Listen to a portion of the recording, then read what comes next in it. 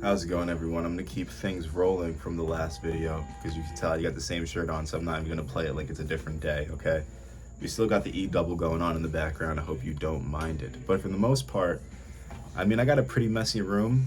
I just got finished building a little something something I might showcase in another video. But I've been thinking, and there's a question that everybody asks, and it's, do we really have free will?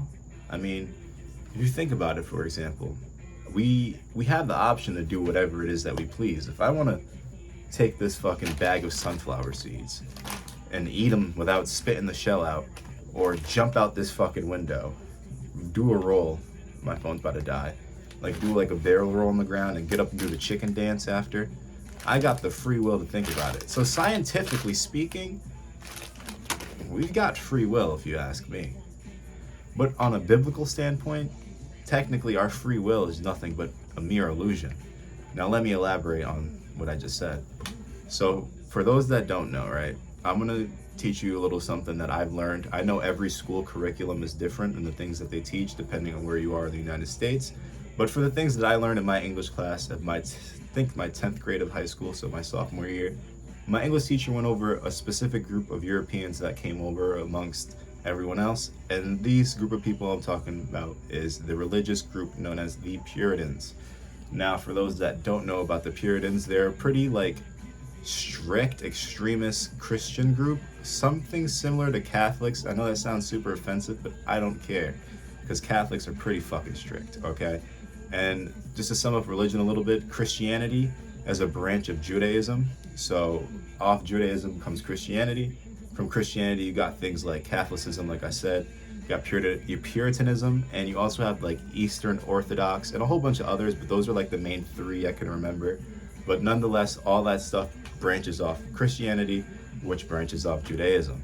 Now, anyway, as I was saying, these group of Puritans, they came from Europe, primarily in the guise of religious freedoms, and they came to the United States and they set up their little colonies and did what every other European did.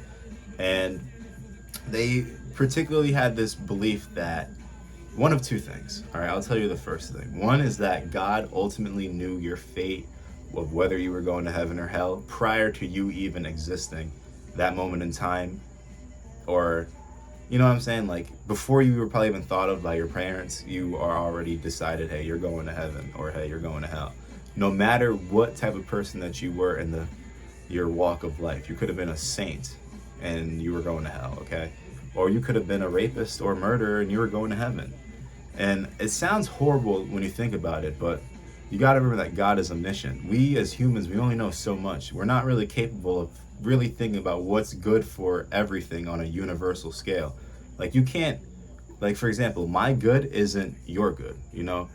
Your good isn't my good. So who are we to judge what's good for the universe if we're going to go off a strict bias of if it's good for us? You know what I'm saying? Like that's not how it works out. So they say that God knew right off the rip that, hey, your fate is this and there's nothing you can do to change that. And it makes sense because God is supposed to be omniscient and omnipotent. And you can't be completely omniscient if you don't know what your creation is going to be, what their fate is, you know? How are they to have free will without you knowing what they're going to do? That just doesn't make any sense. So our free will is more than an illusion to disobey and not be obedient to God, if that makes any sense. For example, the angels, they don't have free will. They just, they were made to obey, and that was it, and do what they were basically programmed to do.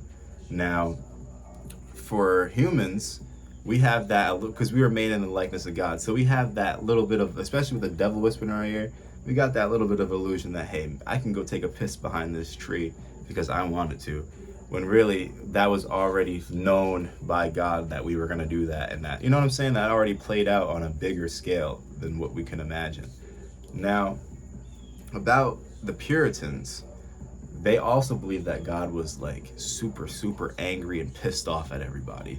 And coming from this particular group of people, the more research that you do in this topic and you come to a higher understanding, it kind of makes sense why they would think God was so hateful, you know? I'm not going to elaborate more on that topic. Maybe in the future I'll get to it, but for those that know, like, it kind of makes sense why they felt so feared by God. And they believed that Jesus was the one that was actually going to save all of them. So there was a specific picture I remember where it was like an entity that was like stomping around a city and on the hill, because they would believe that they would run to the hill and Jesus would be up there waiting for them to save them.